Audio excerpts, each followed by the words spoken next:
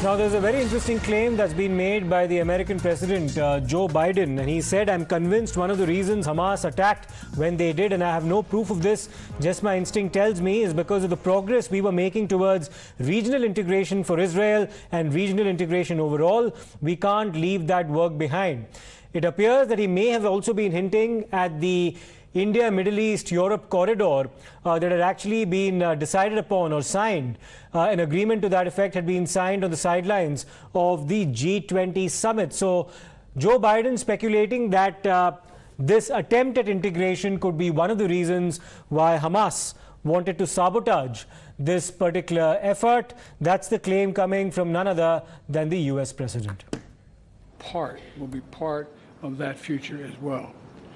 I'm convinced one of the reasons Hamas attacked when they did, I have no proof of this, just my instinct tells me, is because of the progress we were making towards regional integration for Israel and regional integration overall. And we can't leave that work behind.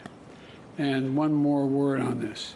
I continue to be alarmed about extremist settlers attacking Palestinians in the West Bank, that pouring gasoline on fire is what it's like. This was a deal.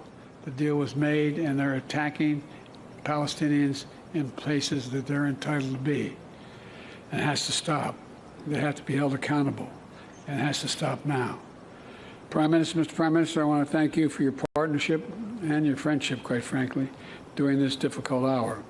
Over the past few weeks, and for many months before, we've seen each other, and we've seen our alliance grow more critical than ever.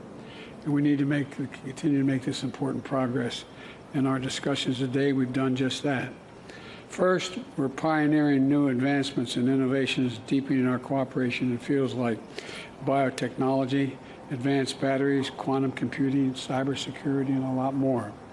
We're also signing a new technology safeguards agreement to create more opportunities for American space companies to launch vehicles from Australia.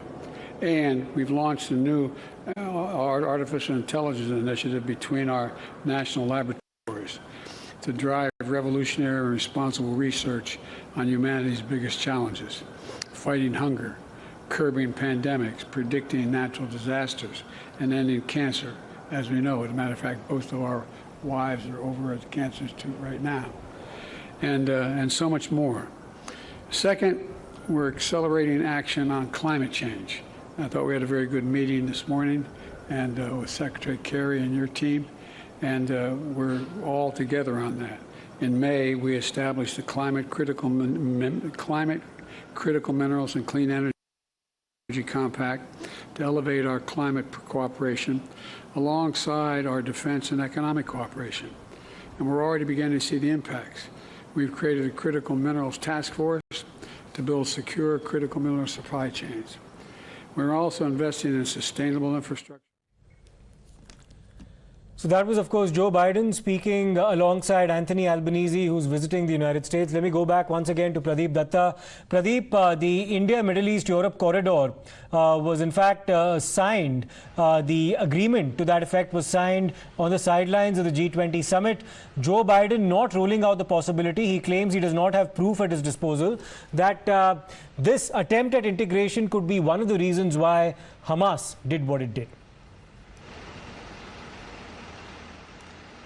Yes, Siddharth, this is second time when the American President Joe Biden has discussed about this thing. He has hinted out that why Hamas carried out attack, because they were totally against Israel integration, because they were totally against this corridor that was coming between India, Middle East and Mediterranean Israel corridor, because that would have eased the business in this area, and that would also made a lot of difference and also given an economic flip.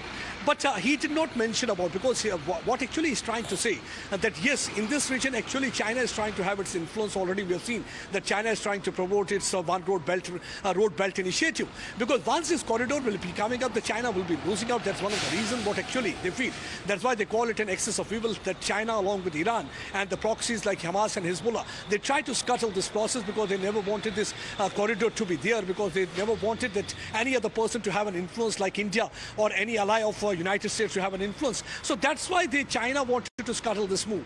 Though he did not directly name China, but actually he is talking about the China. So that's one of the reasons that we have seen from time to time. They have been talking about this evil axis. They say that one, it's Iran, Hezbollah, Hamas. Right. Lots of theories about what could possibly be the actual motivation behind the attack. Pradeep, we'll of course keep coming back to you time and again for your reportage from Israel covering this conflict. We'll slip into a short break right now. We'll come back with more on the other side.